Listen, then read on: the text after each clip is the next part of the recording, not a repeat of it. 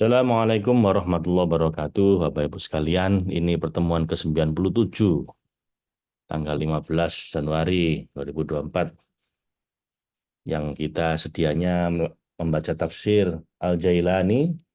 Sekarang kita bikin selingan untuk sampai Fatihah, tafsir Al-Misbah. Karena saya ingin mendalami Fatihah, Bapak Ibu ya. Dan di sini Fatihah dibahas panjang lebar, 80 halaman sendiri, dengan tulisan kecil-kecil. Terus terang saya baru baca Bismillahirrahmanirrahim, Alhamdulillahirrahmanirrahim, itu aja sudah dapat ilmu banyak kan kita kembali Bapak Ibu ya. Saya senang sekali. Jadi kita lanjutkan baca tafsir Al-Fatihahnya di tafsir Al-Misbah karya Profesor Muhammad Quraish Shihab. Ila hadatin Nabi Mustafa Muhammad sallallahu alaihi wasallam ala alihi wa sahbihi wa dzurriyyati wa alihi ajma'in. Al-Fatihah. A'udzu billahi minasyaitonir rajim. Bismillahirrahmanirrahim. Alhamdulillahi rabbil alamin. Ar-Rahmanir Rahim. Maliki yaumiddin. Iyyaka na'budu wa iyyaka nasta'in. Ihdinas siratal mustaqim. Siratal ladzina an'amta 'alaihim ghairil maghdubi 'alaihim waladdallin. Amin. Subhanaka la ilma lana illa ma 'allamtana innaka antal alimul hakim. Allahumma anfa'na bima 'allamtana wa 'allimna ma yanfa'una. Raditu billahi rabba bil islami dina bi Muhammadin nabiyya wa rasulah rabbi zidni ilma warzuqni fahma. Amin. Kita sampai halaman 32 Bapak Ibu, pas membahas tentang Rabbul Alamin ya. Jadi bismillahirrahmanirrahim selesai, kemudian alhamdulillah. Nah, sekarang Rabbil Alamin. Alhamdulillahi Rabbil Alamin. Rabbil Alamin. Allah Subhanahu wa Ta'ala bukan saja Rabb atau pemelihara dan pendidik manusia, tetapi Dia adalah Rabbil Alamin. Kata alamin dalam bentuk jamak dari kata alam, ia terambil dari akar kata yang sama dengan ilmu dan alamat atau tanda. Setiap jenis makhluk yang memiliki ciri yang berbeda dengan selainnya, maka ciri itu menjadi alamat atau tanda baginya. Atau dia menjadi sarana atau alat untuk mengetahui wujud Sang Pencipta. Dari sini kata tersebut biasa dipahami dalam arti alam raya atau segala sesuatu selain Allah. Sementara pakar tafsir memahami kata alam dalam arti kumpulan sejenis makhluk Allah yang hidup, baik hidup sempurna maupun terbatas. Hidup ditandai oleh gerak, rasa, dan tahu. Ada alam malaikat, ada alam manusia, alam binatang, dan tumbuh-tumbuhan. Tetapi tidak ada istilah alam batu, karena batu tidak memiliki rasa, tidak bergerak, tidak juga tahu, walau tentang dirinya sendiri. Pakar-pakar teologi memahaminya dalam arti segala sesuatu selain Allah. Tetapi tentu saja bukan itu yang dimaksud oleh ayat ini. Karena jika demikian, tentu ayat di atas tidak menggunakan bentuk jamak. Bukankah jika memang makna alam adalah segala sesuatu selain Allah, maka ia tidak perlu dijamak. Kalimat Rabbul Alamin atau Rabbil Alamin merupakan keterangan lebih lanjut tentang layaknya segala puji hanya tertuju pada Allah Subhanahu wa taala. Betapa tidak, Dia adalah Rabbil Alamin. Dengan menegaskan bahwa Allah adalah Rabbil Alamin, ayat ini menenangkan manusia bahwa segalanya telah dipersiapkan Allah. Tidak ada satupun kebutuhan makhluk dalam rangka mencapai tujuan hidupnya yang tidak disediakan Allah. Karena Dia adalah pendidik dan pemelihara seluruh alam. Dalam Quran Surat Ibrahim ayat 34, Dialah Allah yang menganugerahkan kepada kamu keperluan kamu dari segala apa yang kamu mohonkan kepadanya. Dan jika kamu menghitung nikmat Allah, tidaklah dapat kamu menghitungnya, menghinggakannya. Dengan demikian, manusia dapat hidup tenang dan optimis menghadapi masa depan, dan ini saja sudah merupakan sesuatu yang sangat berharga dan harus disyukuri. Karena kita punya Tuhan yang menggenggam alam semesta, dan Dia Tuhan yang maha baik, maka kita jadi tenang. Kalau Tuhan itu cuma menguasai alam tapi jahat, nah ini kita gelisah, Bapak Ibu. Ya. Atau sebaliknya, baik tapi tidak menguasai, ya kita juga gelisah, berarti nggak berdaya walaupun baik. Nah, Tuhan ini memiliki dua sifat yang sangat penting, Bapak Ibu, yaitu memelihara alam semesta. Jadi ya maha kuasa, ya maha baik.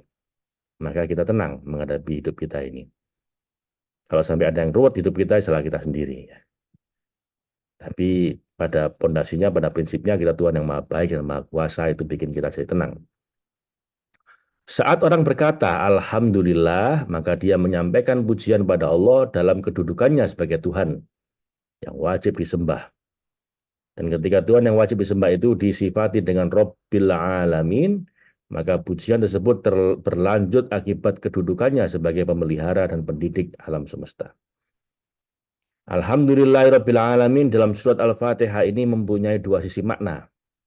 Pertama berupa pujian pada Allah dalam bentuk ucapan, dan kedua berupa syukur padanya dalam bentuk perbuatan.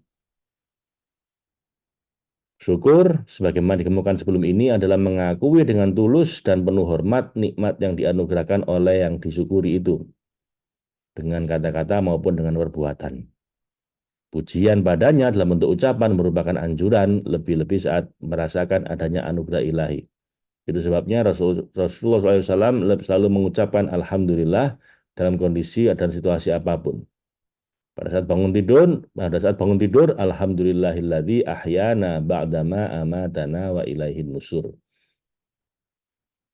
Bangun tidur, Nabi bersyukur segala puji bagi Allah yang telah menghidupkan, membangunkan kami setelah mematikan, menidurkan kami, dan kepadanya lah kelak kita dibangkitkan. Ketika akan tidur, beliau membaca Bismika Allahumma ahya wa amut, lakal hamdu qayyimu qayyimus samawati wal ard. Dengan namamu ya Allah aku hidup dan aku mati, bangun dan tidur. Segala puji bagimu, engkau adalah pemelihara langit dan bumi. Antara bangun dan tidur, hidup beliau pun dipenuhi dengan puji Allah, baik ketika berpakaian, berjalan, makan, minum, bekerja, dan lain-lain. Apabila seseorang sering mengucapkan Alhamdulillah, maka dari saat ke saat itu,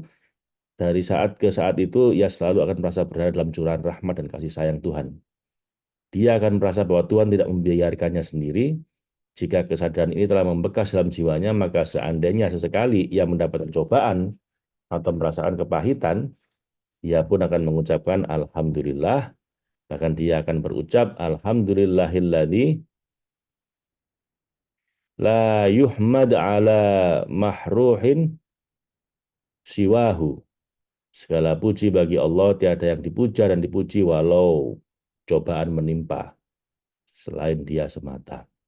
Kalimat semacam ini terlontar ketika itu si pengucap sadar bahwa seandainya apa yang dirasakannya itu benar-benar merupakan malapetaka, namun limpahan karunia-Nya sudah sedemikian banyak sehingga cobaan dan malapetaka tidak lagi berarti dibandingkan dengan besar dan banyaknya karunia selama ini. Di samping itu, akan terlintas pula dalam pemikirannya bahwa pasti ada hikmah di balik cobaan itu, karena semua perbuatan Tuhan terpuji. Ini kita praktekkan dalam save Bapak Ibu ya, dalam tapping ya. Sesakit apapun kita bilang, ya Allah saya ikhlas, saya pasrah. Setelah itu kita bersyukur, Alhamdulillah. Dan kita bilang dalam super save, semua ini pasti ada hikmahnya, semua ini pasti baik pada akhirnya. Alhamdulillah sudah praktek selama ini ya Bapak Ibu. Ayat ketiga, Ar-Rahmanir Rahim. Pemeliharaan tidak dapat terlaksana dengan baik dan sempurna kecuali bila disertai oleh rahmat kasih sayang. Oleh karena itu, ayat ini menggarisbawahi kedua sifat Allah ini setelah sebelumnya menegaskan bahwa Allah adalah pemelihara seluruh alam. Pemeliharaannya itu bukan atas dasar kesewenang-wenangan, tetapi diliputi oleh rahmat dan kasih sayang. Ayat ketiga ini tidak dapat dianggap sebagai pengulangan sebagian kandungan ayat pertama, yaitu Bismillahirrahmanirrahim.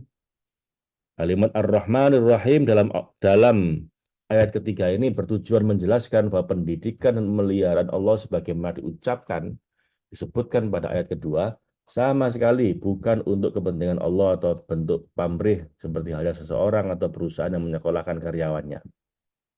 Pendidikan dan pemeliharaan tersebut semata-mata karena rahmat dan kasih sayang Tuhan yang dicurahkan kepada makhluk-makhluknya.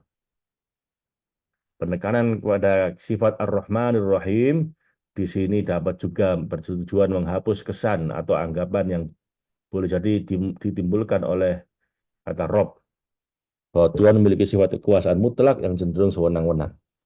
Dengan disebutkannya sifat Ar-Rahmanir Rahim, kesan tentang kuasa mutlak dan bergabung dengan kesan rahmat Maha Agung lagi Maha Indah, maka Maha perkasa lagi Maha Penyayang. Seakan-akan dengan menyebut kedua sifat itu, Allah mengundang para makhluk untuk datang ke hadiratnya dan memperoleh kenikmat, memperoleh keriduannya. Dan dengan demikian hati mereka menjadi lapang dan jiwa mereka menjadi tenang. Apapun yang mereka alami dan bagaimanapun keadaan mereka. Banyak ulama berpendapat bahwa kata Ar-Rahmanir Rahim keduanya terambil dari kata yang sama, yakni rahmat. Tetapi ada juga yang berpendapat bahwa kata Ar-Rahman tidak berakar kata dan karena itu pula lanjut mereka orang-orang musyrik tidak mengenal siapa Ar-Rahman. Ia terbukti dengan membaca firman Allah apabila diperintahkan kepada mereka sujudlah kepada Ar-Rahman, mereka berkata, siapakah Ar-Rahman itu? Apakah kami bersujud kepada sesuatu yang engkau perintahkan kepada kami? Perintah ini menambah mereka enggan dari iman. Quran Surat Al-Furqan ayat 60. Sementara ulama penganut paham ini melanjutkan bahwa kata Ar-Rahman pada hakikatnya terambil dari bahasa Ibrani, yaitu Rahman dengan titik di atas huruf H. Dan karena itu kata tersebut dalam basmalah, dalam bahasa Fatihah, disusul dengan kata Ar-Rahim yang memperjelas maknanya, tetapi Al-Qurtubi juga mengutip pendapat ini tidak mengemukakan satu dalil atau alasan pun. Kalaupun dalam kata bahasa Ibrani demikian, maka tidak mustahil diambil dari ya, tidak mustahil ya terambil dari bahasa Arab karena bahasa Arab lebih tua dari bahasa Ibrani. Demikian komentar Tohil Ibnu Asyur. Seperti dikemukakan di atas, banyak ulama berpendapat bahwa baik Ar-Rahman dan Ar-Rahim keduanya terambil dari akar kata rahmat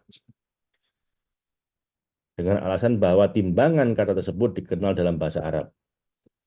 Rahman seimbang dengan fa'lan dan rahim dengan fa'il. Timbangan fa'lan biasanya menunjukkan kepada kesempurnaan dan atau kesementaraan. Dan sedang timbangan fa'il merujuk pada kesinambungan dan kemantapan. Ini salah satu sebab sehingga tidak ada bentuk jamak dari kata Rahman. Karena kesempurnaannya itu dan tidak ada juga yang wajar dinamai Rahman kecuali Allah Subhanahu wa taala.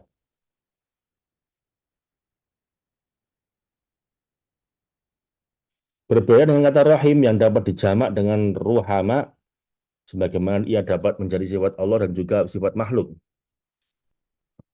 Dalam Al-Quran, kata rahim digunakan untuk menunjuk sifat Rasulullah Muhammad SAW sesuai dengan bunyi firman Allah, surat At-Taubah ayat terakhir, ayat 128.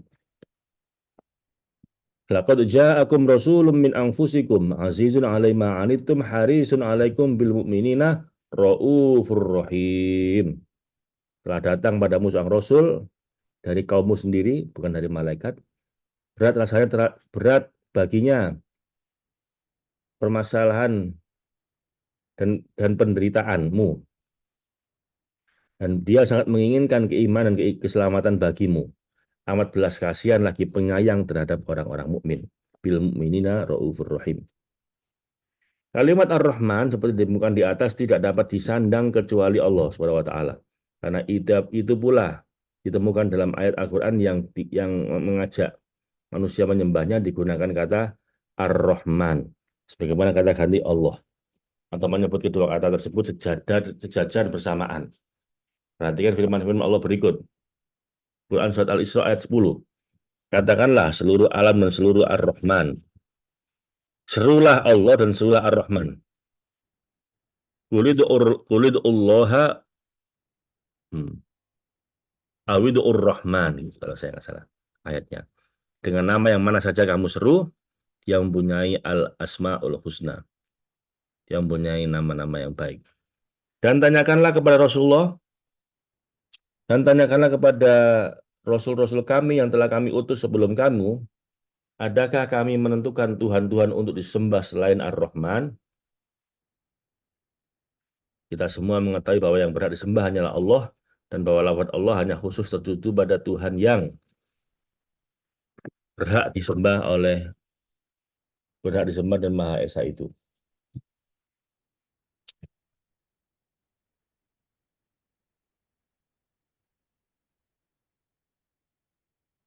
Tetapi kedua ayat itu di atas menggunakan kata Ar-Rahman untuk yang berhak disembah serta mempersemakannya dengan lafaz Allah. Semua yang itu menunjukkan bahwa kata Ar-Rahman hanya khusus digunakan untuk Tuhan yang Maha Esa, tidak untuk selainnya. Sementara Ar-Rahim bisa untuk manusia. Ra'ufur Rahim tadi itu.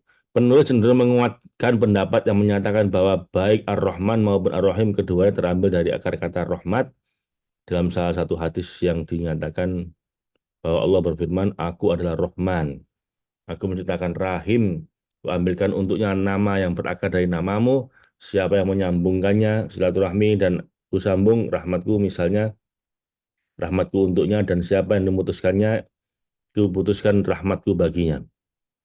Hadis riwayat Abu Daud dan Tirmidzi melalui Abdurrahman bin Auf. Menurut para pakar bahasa, semua kata yang terdiri dari huruf-huruf ro, ha, dan mim mengandung makna kelemah lembutan, kasih sayang, dan kehalusan. Rahmat juga disandang oleh manusia, maka ia menunjukkan kebutuhan hati yang mendorongnya untuk berbuat baik.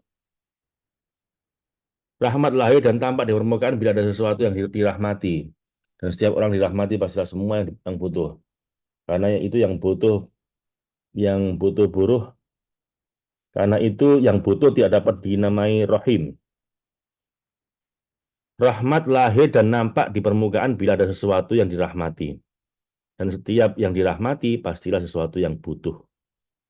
Karena yang butuh itu tidak dapat dinamai rahim. Di sisi lain, siapa yang bermaksud memenuhi kebutuhan pihak lain tetapi secara faktual dia tidak melaksanakannya, maka ia juga tidak dapat dinamai rahim. Bila itu tidak terlaksana karena ketidakmampuannya, maka boleh jadi ia hinamati rahim ditinjau dari segi kelemah lembutan, kasih sayang, dan kehalusan yang menyentuh hatinya. Tapi yang demikian ini adalah sesuatu yang tidak sempurna. Rahmat yang menghiasi diri seseorang tidak luput dari rasa pedih yang dialami oleh jiwa pemiliknya. Dirahmati, rasa itulah yang mendorongnya untuk mencurahkan rahmat kepada yang dirahmati. Rahmat dalam pengertian demikian adalah rahmat makhluk. Al-Khaliq atau Allah tidak demikian. Seperti dalam penuturan Al-Ghazali berikut ini. Jangan duga bahwa hal ini mengurangi murka rahmat Tuhan. Jangan duga bahwa hal ini mengurangi makna rahmat Tuhan. Bahkan di sanalah kesempurnaannya. Rahmat yang tidak dibarengi oleh rasa pedih sebagaimana rahmat Allah tidak merupakan kekurangan baginya. Karena kesempurnaan rahmat ditentukan oleh kesempurnaan buah atau hasil rahmat itu saat dianugerahkan kepada yang dirahmati. Dan betapapun Anda memenuhi semua secara sempurna kebutuhan yang dirahmati, yang bersangkutan tidak akan merasakan sedikit pun apa yang dialami oleh yang memberinya. Rahmat, kepedihan yang dialami oleh si memberi merupakan kelemahan makhluk. Demikian penuturan Al-Ghazali, adapun yang menunjukkan kesempurnaan rahmat ilahi walaupun yang Maha Pengasih itu tidak merasakan kepedihan, maka menurut Imam Ghazali adalah karena makhluk yang mencurahkan rahmat saat merasakan kepedihan itu hampir-hampir saja tidak dapat dikatakan bahwa ia saat mencurahkannya berupaya untuk menghilangkan rasa pedih itu dari dirinya. Dan ini berarti bahwa pemberiannya tidak luput dari kepentingan dunia. Hal ini mengurangi kesempurnaan makna rahmat yang seharusnya tidak disertai dengan kepentingan diri, tidak pula untuk kepentingan rasa pribadi, tetapi semata-mata demi kepentingan dirahmati. Nah, demikian rahmat Allah Subhanahu wa taala.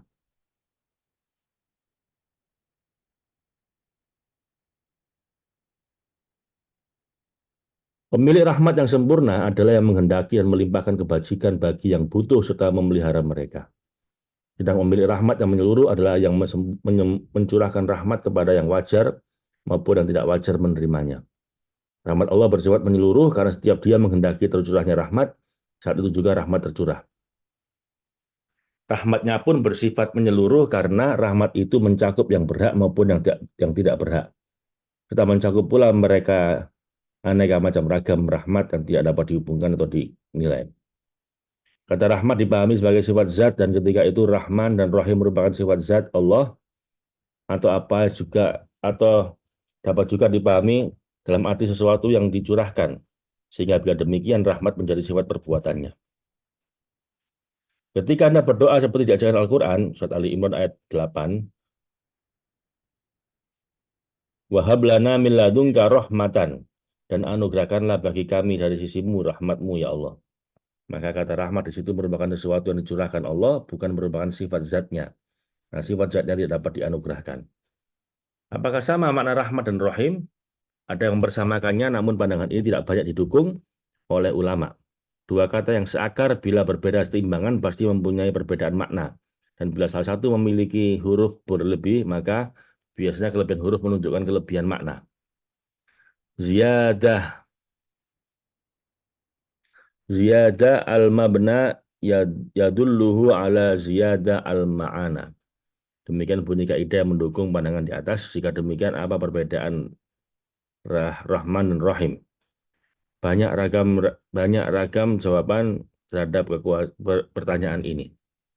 Imam Ghazali dalam bukunya Al-Maqsadul A'la telah menjelaskan bahwa kata Rahman merupakan kata khusus yang menunjuk pada Allah. Sementara kata Rahim bisa disandang oleh Allah dan selainnya. Maka dasar perbedaan itu, Hujjatul Islam ini berpendapat bahwa rahmat yang dia kandung oleh kata Rahman sebenarnya merupakan kata rahmat yang khusus dan yang tidak dapat diberikan pada makhluk lain, tidak dapat diberikan oleh makhluk, yakni yang berkaitan dengan kebahagiaan ukhrawi. Sehingga Ar-Rahman adalah Tuhan yang maha kasih terhadap semua hamba-hambanya. Pertama dengan penciptaan, kedua dengan petunjuk, hidayah, meraih iman dan sebab-sebab kebahagiaan. Selanjutnya yang ketiga dengan kebahagiaan ukhrawi yang dinikmati kelak. Serta keempat adalah kenikmatan memandang wajahnya di hari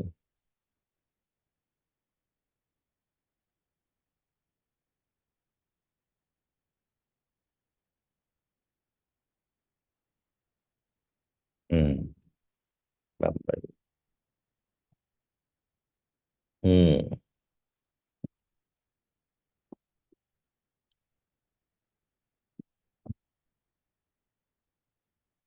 tiba saya get lost ini. Pertama dengan penciptaan, kedua dengan petunjuk hidayah meraih iman dan sebab-sebab kebahagiaan. Selanjutnya yang ketiga dengan kebahagiaan ukhrawi yang dinikmati kelak. Serta keempat adalah kenikmatan memandang wajahnya di hari kemudian. Pendapat Imam Ghazali di atas tidak memuaskan karena dengan demikian makhluk-makhluk lain yang tidak dibebani taklif atau katakanlah tumbuh-tumbuhan dan binatang sama sekali tidak tersentuh oleh rahmatnya yang dikandung oleh kata Ar-Rahman. Bukankah makhluk-makhluk ini juga tidak akan meraih surga apabila bukankah makhluk-makhluk itu tidak akan pernah meraih surga atau memandang wajahnya kelak? Pendapat lain dikemukakan oleh mereka yang melakukan tinjauan kebahasaan seperti dikemukakan sebelum ini bahwa timbangan fa'lan biasanya menunjukkan kepada kesempurnaan atau kesementaraan. Sedangkan timbangan fa'il menunjuk kepada kesinambungan dan kemantapan. Karena itu Syekh Muhammad Abdul berpendapat bahwa Ar-Rahim adalah rahmat Tuhan yang mempunyai tepat yang yang Syekh Muhammad Abdul berpendapat bahwa Rahman adalah rahmat Tuhan yang sempurna tetapi sifatnya sementara dan yang dicurahkannya kepada semua makhluk. Kata ini dalam pandangan Abdul adalah kata yang berujuk sifat fi'il perbuatan Tuhan. Dia Rahman berarti dia mencurahkan rahmat yang sempurna. Tetapi rahmatnya yang ditunjuk ini bersifat sementara dan tidak langgeng. Ini lantaran ini antara lain dapat berarti bahwa Allah mencurahkan rahmat dan yang sempurna dan menyeluruh tetapi tidak langgeng terus begitu. Rahmat menyeluruh dalam arti menyentuh semua manusia mukmin atau kafir, bahkan menyentuh seluruh makhluk di alam raya. Tetapi karena ketidaklanggengan sementaraannya, maka ia hanya berupa rahmat di dunia saja. Bukankah rahmat di dunia menyentuh semua makhluk, tetapi dunia itu sendiri, begitu juga rahmat yang diraih di dunia tidak bersifat abadi. Adapun kata rahim yang patronnya menunjukkan kemantapan dan kesinambungan, maka ia merujuk pada sifat zat Allah yang menunjukkan kepada kesinambungan dan kemampuan nikmatnya yang kemantapan kesinambungannya hanya dapat wujud di akhirat kelak.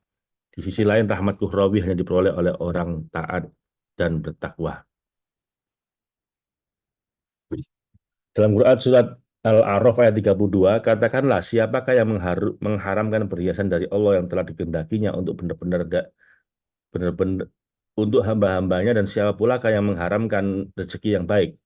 Katakanlah semuanya itu disediakan bagi orang-orang yang beriman dan kehidupan dunia, dalam kehidupan dunia. Khusus untuk mereka saja di hari kiamat. Demikianlah kami menjelaskan ayat-ayat ini bagi orang-orang yang mengetahui. Karena itu rahmat yang dikandung oleh kata Ar-Rahim adalah rahmat ukhrawi yang akan diraih oleh yang taat dan bertakwa kepadanya. Ada juga berpendapat bahwa Rahman menunjuk kepada Allah dari sudut pandang bahwa dia mencurahkan rahmat secara faktual kepada rahmat yang disandangnya. Sedang rahmat yang disandangnya dan yang melekat pada dirinya menjadikan dia berhak menyandang sifat Rahim. Dengan demikian gabungan kedua kata ini menggambarkan dalam bentuk bahwa Allah Ar-Rahman merujuk pada mencurahkan rahmat kepada seluruh makhluknya, karena dia Ar-Rahim yang yakni dia adalah wujud yang zat yang memiliki sifat rahmat. Memang sesekali boleh jadi seseorang yang bersifat kikir mengulurkan tangan bantuan kepada orang lain. Di sini bantuan diberikannya tidak mengubah kepribadiannya. Tetap kikir, bantuan diberikannya tidak bermaksud dari sifat penderitaan orang lain. Berbeda dengan seseorang murah ketika mencurahkan rahmatnya, dan dengan Ar-Rahim, dinyatakan bahwa dia memiliki sifat rahmat yang melekat pada dirinya. Penyebutan Ar-Rahim setelah Ar-Rahman bertujuan menjelaskan bahwa anugerah Allah apapun bentuknya sama sekali bukan untuk kepentingan Allah dan bukan untuk pamrih, tetapi semata-mata lahir dari sifat Allah yang kasih sayang yang melekat kepada dirinya. Dalam konteks hubungan ayat dapat dikatakan bahwa pemeliharaan pendidikan yang dilakukan Allah kepada seluruh alam bukan berarti untuk kepentingannya, sebagaimana tidak jarang dilakukan oleh makhluk. Bukankah kita memelihara ayam agar dia gemuk atau bertelur dalam rangka memperoleh keuntungan yang bila dijual? Allah tidak demikian. Pemeliharaan dan pendidikannya lahir dari rahmat kasih sayang. Dengan penjelasan ini, kiranya sirna sudah dugaan menyatakan ayat ketiga surat Al-Fatihah itu adalah ulasan makna dari dua kata serupa yang terdapat pada ayat pertama basmalah. Rahmat Allah tidak terhingga, bahkan dinyatakan rahmatku mencakupi segala sesuatu. Warahmati kulla syai' gitu ya. Dan dalam sebuah hadis qudsi Allah berfirman, sesungguhnya rahmatku mengalahkan amarahku.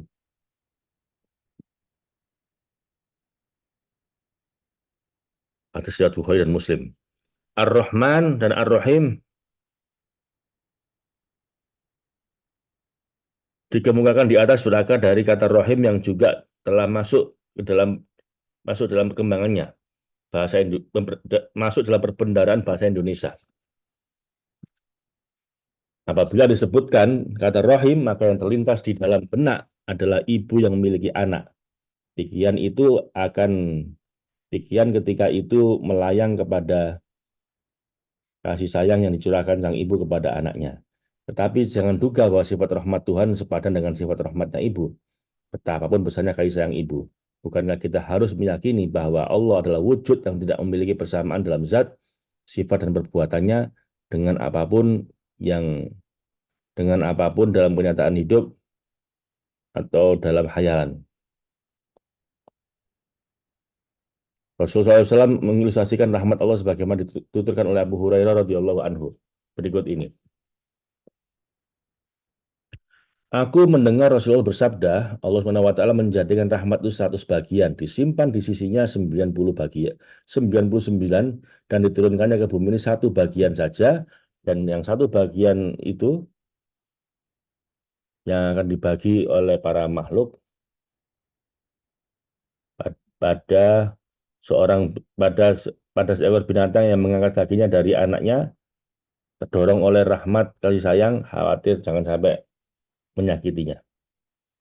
Ketika seorang baca Ar-Rahman dan kata Ar-Rahim dan atau Ar-Rahim, maka diharapkan jiwanya akan dipenuhi oleh rahmat dan kasih sayang. Dan saat itu rahmat dan kasih sayang akan memancar keluar dalam bentuk perbuatan-perbuatan. Bukankah perbuatan merupakan cerminan dari gejolak jiwa? Bukankah jika seorang sedang dirundung kesedihan atau kesakitan, keindahan dapat dianggapnya keburukan?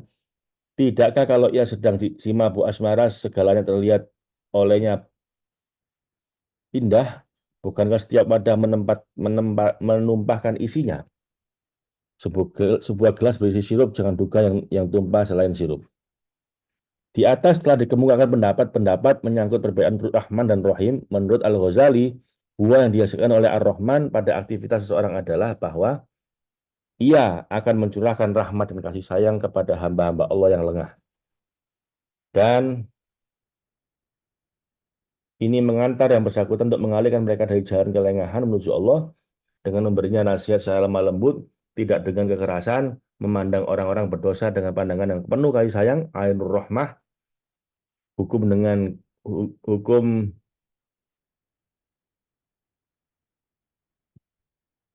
memandang orang-orang berdosa dengan pandangan kasih sayang, bukan dengan gangguan serta setiap kedurhakaan yang terjadi di alam raya, bagai kedurhakaan terhadap dirinya, sehingga dia tidak menyisihkan sedikit upaya pun untuk menghabiskannya untuk dirinya, sehingga ia tidak menyisihkan sedikit pun untuk menghilangkannya sesuai kemampuannya, sesuai pengejawantahan dari rahmatnya terhadap si pendurhaka. Jangan sampai dia menempatkan murkanya dan dan kejauhan darinya. Sedang buah Ar-Rahim menurut Al-Ghazali adalah tidak membiarkan seseorang yang butuh kecuali berupaya memenuhi kebutuhannya, tidak juga membiarkan seorang fakir di sekelilingnya atau di negerinya kecuali dia berusaha untuk membantu dan menunjuk dan menampik kefakirannya dengan harta kedudukan dan berusaha memulai melalui orang ketiga sehingga terpenuhi kebutuhannya. Kalau semua itu tidak berhasil ia lakukan, maka hendaklah ia membantunya dengan doa serta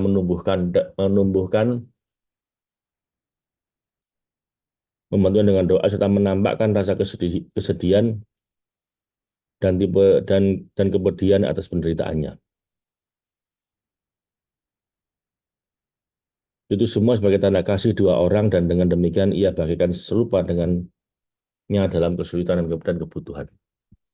Kita juga dapat berkata bahwa seseorang menghayati bahwa Allah adalah Ar-Rahman, yakni memberi rahmat kepada makhluk-makhluknya dalam kehidupan dunia ini karena dia Rahim, yakni melekat pada dirinya sifat rahmat, maka maka maka penghayat makna-makna itu akan berusaha memantapkan pada dirinya sifat rahmat dan kasih sayang sehingga menjadi ciri kepribadiannya. Selanjutnya ia tak akan ragu-ragu dan segan mencurahkan rahmat kasih sayang itu kepada sesama manusia tanpa membedakan suku, ras, atau agama maupun tingkat keamanan. Kita memberi pula rahmat dan kasih sayang kepada makhluk-makhluk selain yang baik dan maupun yang mati.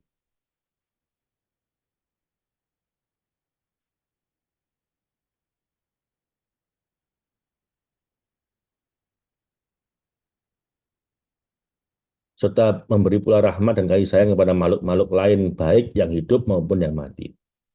Ia akan menjadi bagai matahari yang tidak kikir dan bosan memancarkan cahaya dan kehangatannya kepada siapapun dan dimanapun. Walaupun terdapat perbedaan dalam memperoleh cahaya dan kehangatan, maka itu lebih banyak disebabkan oleh posisi penerima, bukan posisi pemberi. Karena matahari selalu konsisten dalam perjalanannya, serta memiliki aturan dan hukum-hukum yang tidak berubah. Itulah buah yang kami harapkan dari bacaan Ar-Rahman dan Ar-Rahim. Sadaqallahul azim, sadaqa Rasulul karim, wa ana ala dzalika minasyahidin. Kita sampai ayat ke-41, Bapak Ibu. Allah marhamna bil Quran waj'alhu lana imaman wa nuran wa hudaw wa rahmah. Allahumma dzakirna minhu ma nasina wa alimna minhu ma jahilna warzuqna tilawatahu ana al-laili wa atrafan nahar waj'al hujjatan lana ya rabbal alamin. Assalamualaikum warahmatullahi wabarakatuh.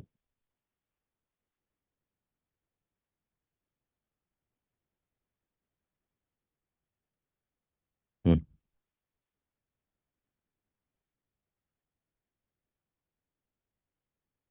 hmm,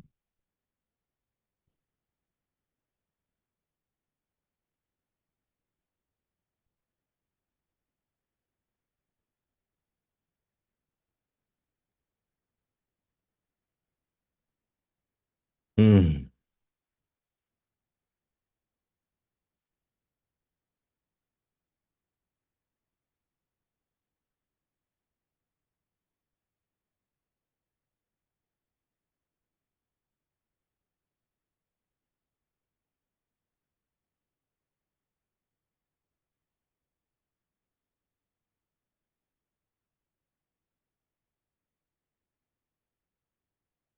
hmm.